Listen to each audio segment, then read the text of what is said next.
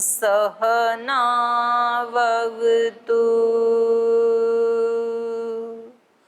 सहनौ भुनक्तु सह वीर्यं करवावहै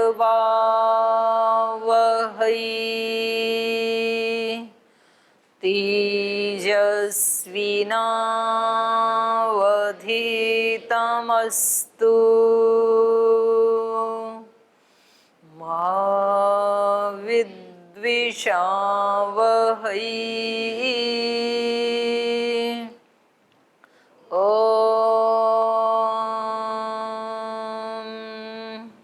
शांति शांति शांति। ओम। तो चतुर्दश सर्ग में, बालकांड में, अश्वमेध यज्ञ में जहाँ यूप का स्थापन किया जाता है, पहले से ही नहीं स्थापन किया जाता है, वो एक प्रक्रिया है, उसमें कब कौन सा कार्य करना है। तो कुछ जो प्रातः सवन, माध्याह्न दिन सवन, सायं सवन आदि की कुछ विशेष आहुतियां देने के पश्चात और एक विधि विशेष है, उस समय यूप को गाड़ा जाता है। और वो यूप जो है वो परमात्म तत्व का प्रतिनिधि होता है, प्रतीक होता है। हाँ, ऐसे ही हमारे जीवन में भी हम कई छोटी छोटी क्रियाएं करते हैं और फिर कोई एक उपलब्धि हमें होती है, तो वो यूप जैसे है।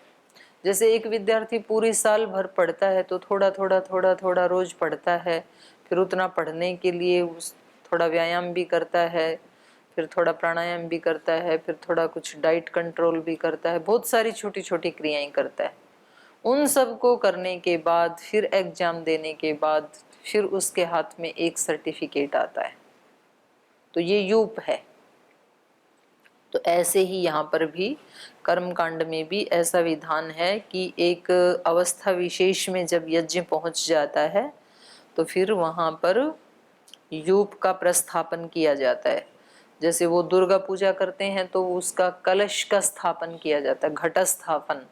ऐसे ही यहाँ यज्ञ में यूप स्थापन, यूप काटा जाता है और उस यूप के साथ लाके फिर पशु को बांधते हैं और फिर उस पशु को काट के उसकी बलि दी जाती है।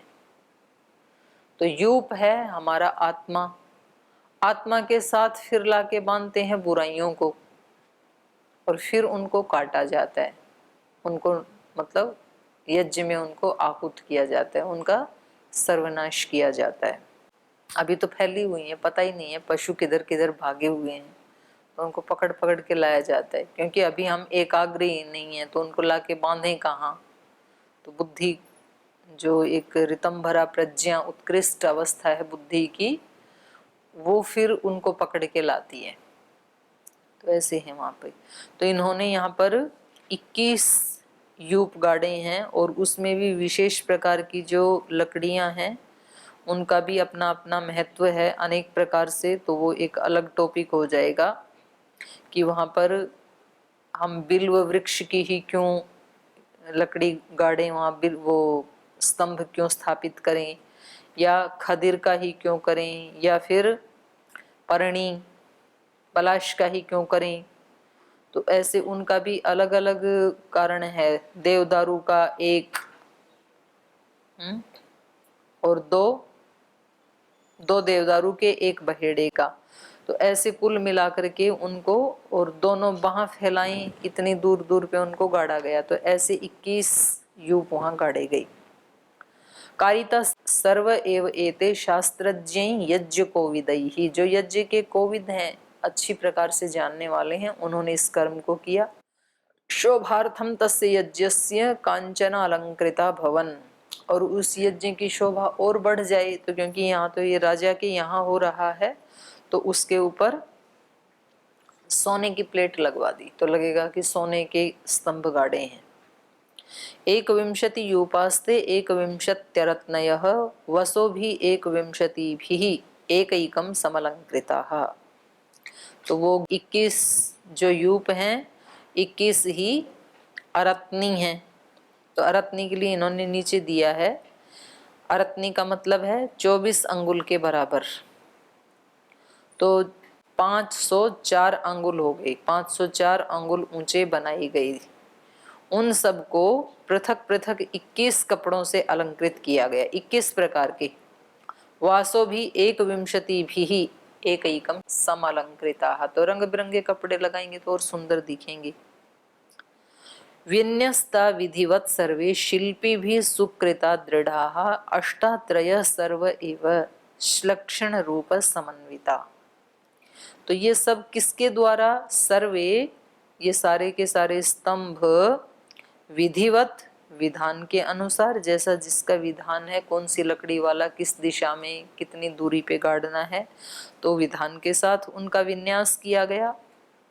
और सुकृता दृढ़ शिल्पी भी ही, जो इसके अच्छे शिल्पी हैं और जो दृढ़ता से गाड़ते हैं, जो कि उखड़े नहीं आंधी तूफान में भी, ऐसे लोगों के द्वारा उनको आरोपित किया गया। अष्टात्रय सर्व एव श्लक्षण रूप समन्विता। तो ये कह रहे हैं सब के सब अष्टात्रय 8 कोणों से सुशोभित थे, अष्टकोण बन गया, ऐसी आकृति में उनको गाड़ा। तो उनकी आकृति श्लक्षण रूप वाली थी और समन्वित, एक दूसरे का समन्वय था, एक दूसरे से इस तरह से गाड़े गए थे कि एक आकृति बनी अष्टभुज जैसे। तो वो दिखने में भी सुंदर दिख रहे हैं और श्लक्षण का अर्थ इन्होंने चिकना किया।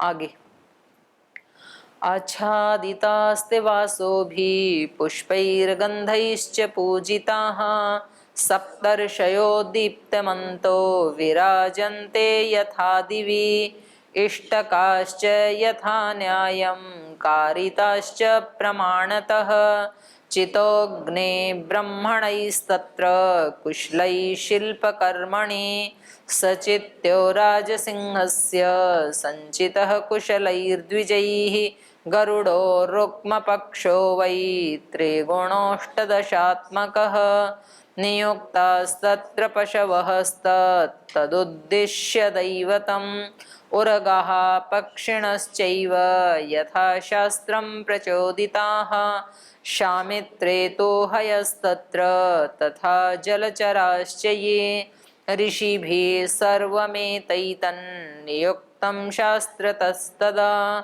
पशूनां 300 तत्र यूपेषु नियतं तदा अश्वरत्नोत्तमं तत्र राज्ञो दशरथस्य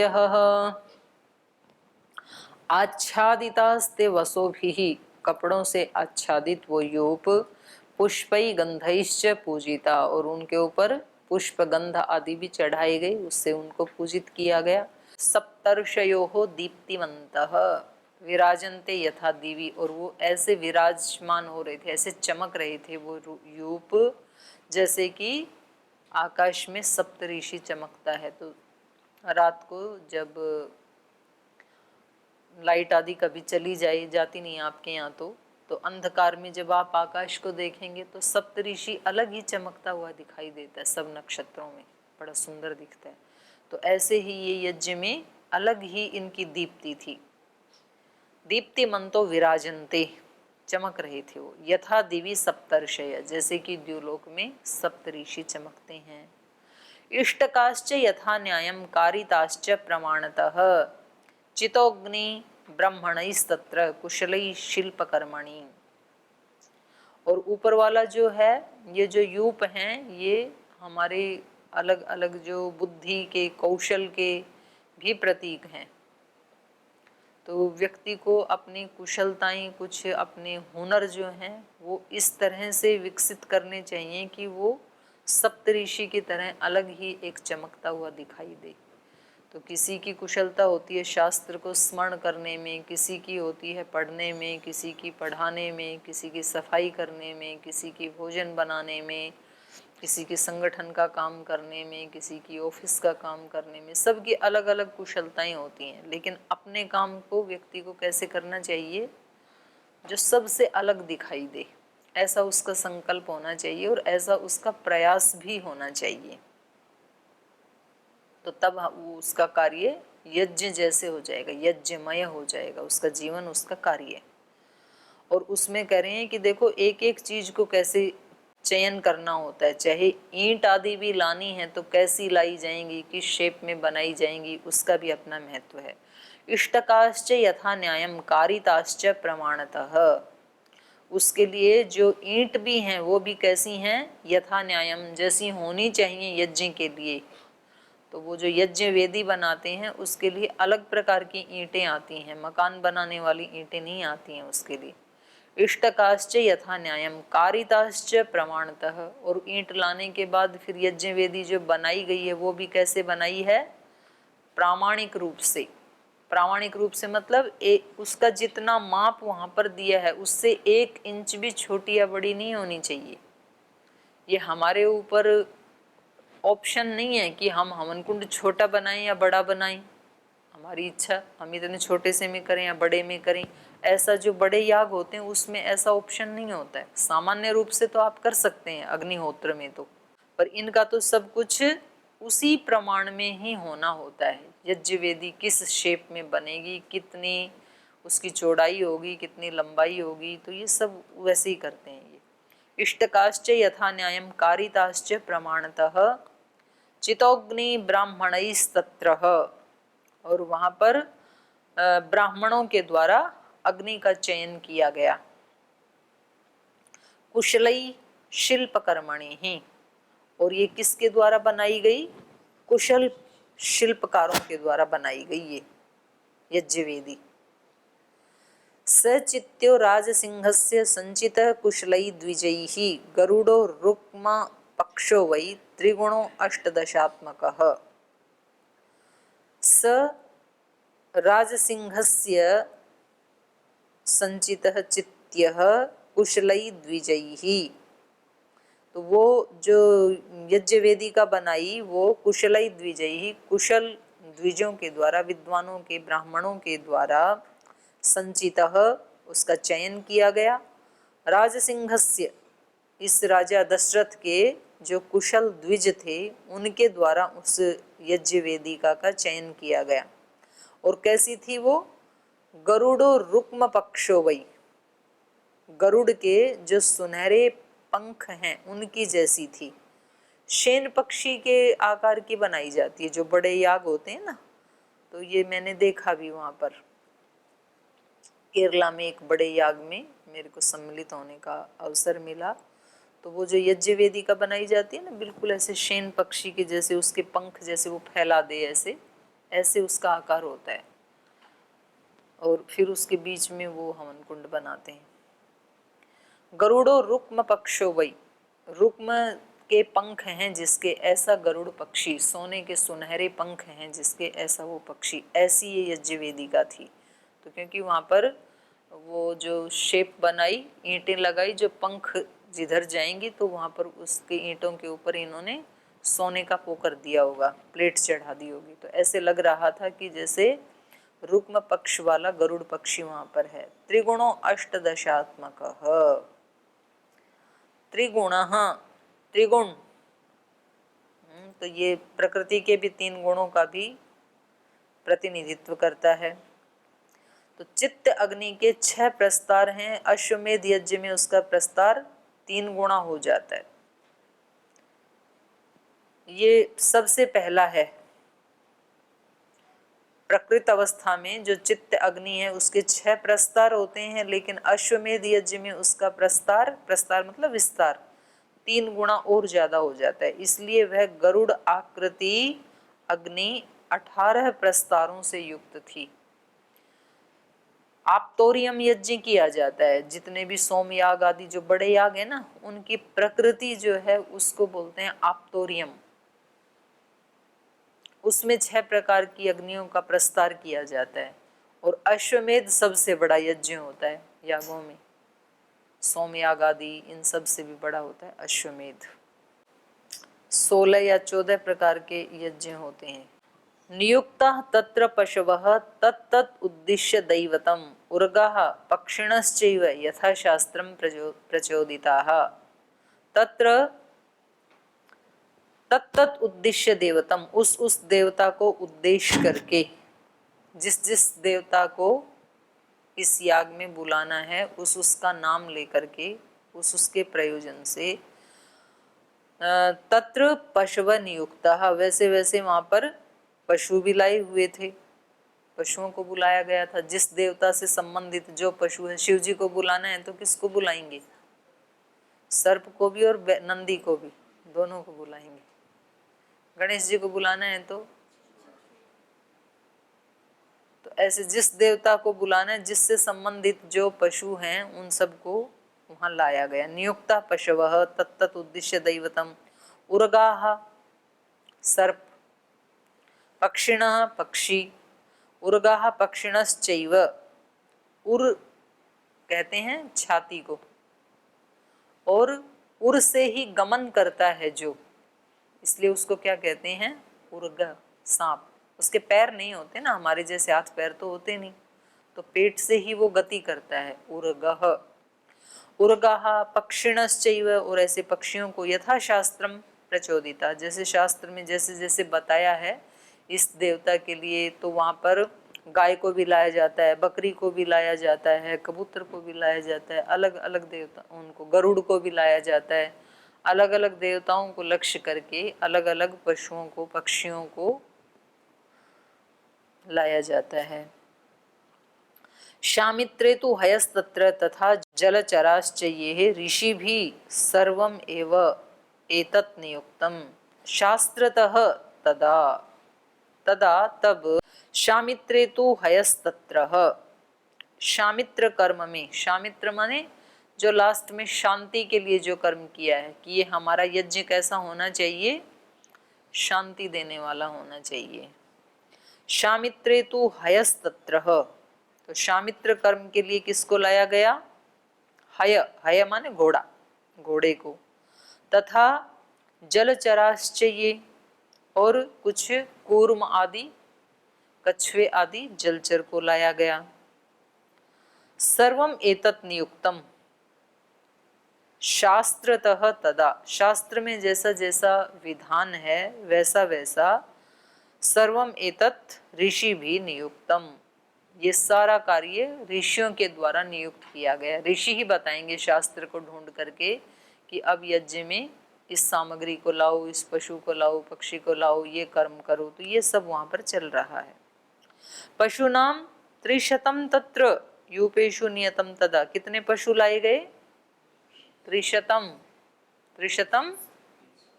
300 पशु लाए गए। तो देखो 300 पशुओं की बलि दी जाएगी, तब अश्वमेध यज्ञ पूरा होगा। तो 300 पशुओं का क्या मतलब है? यहाँ पे 3 देवता भी है ना अपने यहाँ, और देवता यदि मतलब वो ही शक्तियां दैवी शक्तियां होती हैं, और वो ही शक्तियां उनका अभिभव हो जाए तो आसुरी बन जाती हैं, पशु शक्ति, पशुता बन जाती है फिर वो ही। तो वहां पर उपनिषद में भी आया ना कि देवता कितने हैं, तो बोले 3 हैं। फिर बोले कितने हैं, दोबारा पूछा याज्ञवल्क्य से, तो बोले 33 हैं। फिर तीसरी बार पूछा कितने हैं, बोले 300 हैं। फिर पूछा कि कितने हैं, बोले 33,000 हैं। तो ये अलग अलग उसमें प्रसंगों में उसका अलग अलग बताने का प्रयोजन होता है। तो यहाँ इन्होंने कितने पशुओं को लाया? 300 को। पशुनाम 300 तत्र यूपेशु नियतम तदा, तब 300 पशुओं को ला करके वो जो 21 स्तंभ गाड़े थे उनके साथ ला करके उनको नियत कर दिया। यूपेशु नियतम, उन खंभों में उनको नियत कर दिया। अश्वरत्नोत्तमम तत्र राज्यों दशरथस्य, और राजा दशरथ भी अपने आप में क्या था? राजा दशरथ का जो उत्तम रत्न अश्व था, जो भेजा था ना घूमने के लिए, अश्वमेध का अश्व, उस अश्व को भी यहाँ लाके बांधा गया। तो 300 में ये जो था ये क्या है? उत्तम रत्न नामक अश्व है। सारे जो पशु हैं उन सब से ये उत्तम है, और उनमें रत्न जैसे है, ये सबसे श्रेष्ठ है। अश्वरत्नोत्तमम, रत्न के समान उत्तम अश्व को, राज्य है दशरथस्य, राजा दशरथ का जो उत्तम रत्न के समान अश्व है उसको भी ला करके यहाँ यूप के साथ बांधा गया। कौसल्या तं हयं तत्र परिचर्य समन्ततः कृपाणैर्विशश्चारैनैनं त्रिभे परमया मुदा पततृणा तदा सार्धं सुस्थितेन च चेतसा अवसत् रजनीमेकां कौसल्या धर्मकाम्यया होताध्वर्योस्तथोद्गाता हस्तेन समयोजयन् महिष्या परिवृत्यार्थं वावातामपरां तथा पतत्रेणस्तस्य वपाम् उद्धृत्य नियतेन्द्रियः ऋत्विक् परमसम्पन्नः श्रपयामास शास्त्रतः धूमगन्धं वपायास्तु जिघ्नन्ति स्म नराधिपः यथा कालं यथा न्यायं निर्णुदन् पापमात्मनः हयस्य यानि चाङ्गानि तानि सर्वाणि ब्राह्मणाः अग्नौ प्रास्यन्ति विधिवत् समस्ता षोडश ऋत्विजः प्लक्षशाखासु यज्ञानामन्येषां क्रियते हविः अश्वमेधस्य यज्ञस्य वैतशो भागयिष्यते। तम हयम तत्र कौसल्या परिचर्य समन्ततः, तो वो जो अश्वमेध का अश्व जो लाया गया तो कौसल्या ने उसकी परिक्रमा की। कृपाणई विशशारई एनम त्रिभी परमया मुदाः, तो उस कृपाणई ही विशशारई एनम इस अश्व को त्रिभी परमया तीन परिक्रमा की जाती है ना, तो इस अश्व का संस्कार करके, विशशारई माने उसका संस्कार करके माने नला दिला के उसको तिलक आदि लगा के उसको अच्छे कपड़े आदि पहना करके अपने हाथों से, कृपाणई अपने हाथों से उस अश्व का संस्कार करके बड़ी प्रसन्नता के साथ 3 तलवारों से उसका स्पर्श किया गया।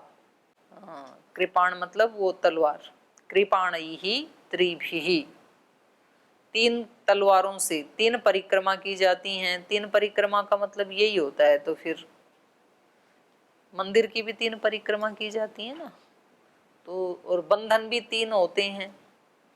वेद मंत्र में एक जगह आया है ना, ये जो विशेष आहुति देते हैं वहाँ पर एक मंत्र आता है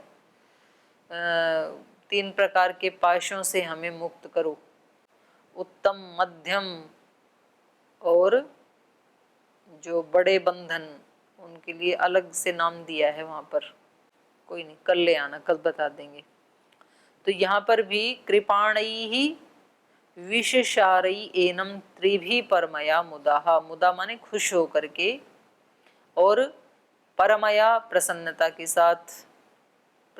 के साथ हर्ष के साथ तलवार से उसका 3 तलवार से उसका स्पर्श किया। अब ये पता नहीं वहाँ पर जो यज्ञ को जानने वाले वो बता सकते हैं एक एक क्रिया का क्यों ऐसा करते हैं, तो कुछ ना कुछ उनका आध्यात्मिक अर्थ होता है।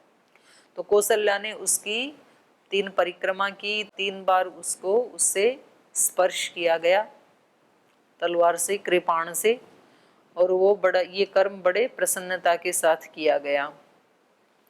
पतत्रिणा तदा सार्धम सुस्थितेन च चेतसाः अवसत् रजनीम एकाम कौसल्या धर्म काम्ययाः, तो उसके बाद तदा उसके बाद सुस्थितेन चेतसाः सुस्थिर चित्त के द्वारा, पतत्रिणा उस कौसल्या ने, रजनीम एकम धर्म काम्ययाः अवसत, तो एक रात वो वहीं रही। फिर एकाम रजनीम एकाम अवसत कौसल्या धर्म काम्यया, धर्म की कामना रखने वाली माने पुत्र की कामना रखने वाली, ऐसा विधान होगा कि जो यजमान पत्नी है वो एक रात वहीं सोएगी जहाँ उस अश्व को बांधा गया है।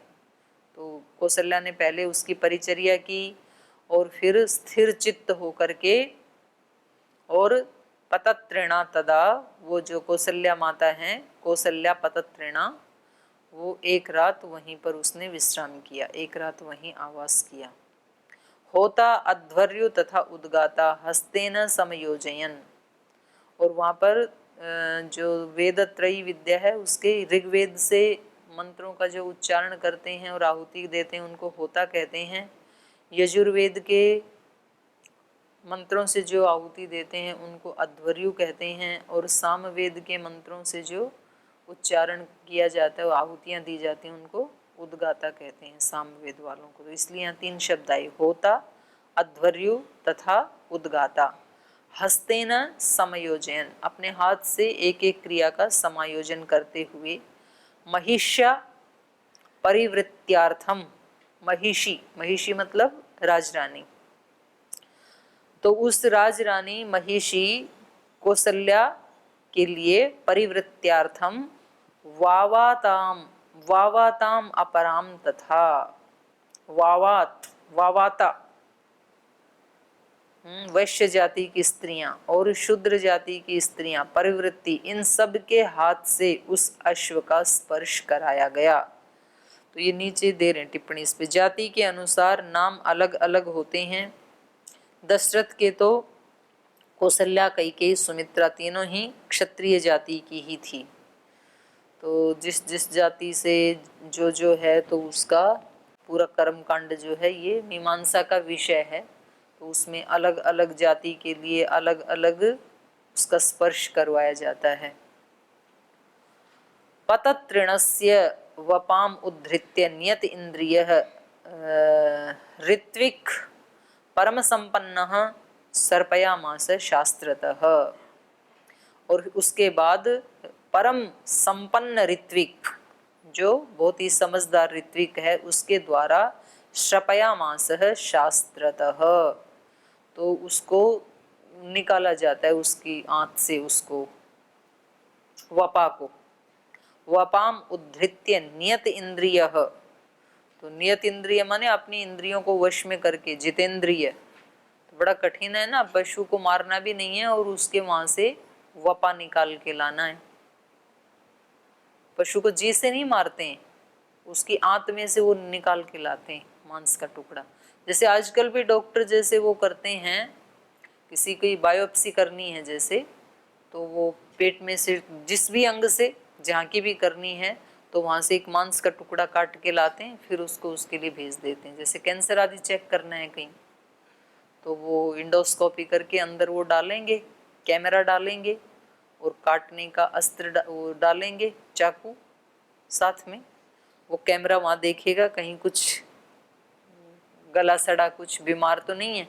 अगर उसको वहाँ कैमरे में दिखेगा तो वहाँ से थोड़ा मांस काट के लाएगा, फिर उसको बाहर लाके उसमें भेज दिया जाता है लेबोरेटरी में। तो ऐसे ही यहाँ ये उसका भी वपा को काटना था, तो इसके लिए जितेंद्रिय व्यक्ति चाहिए, और उसका दिल भी ऐसा होना चाहिए कि जो डरे नहीं, नहीं तो खून को देख के डर जाएगा तो कैसे काम। डॉक्टर यदि खून को, लहूलुहान को देख के डरे तो कैसे ऑपरेशन करे। तो ऐसे ये चल रहा है। तो अभी तो समय हो गया, इसको कल पूरा करते हैं फिर।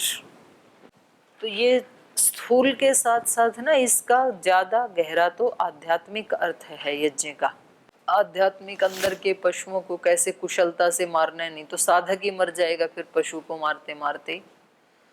तो ऐसा इसका अर्थ है। तो इस पे कल चिंतन करेंगे। आज यहीं पाठ को विराम देते हैं।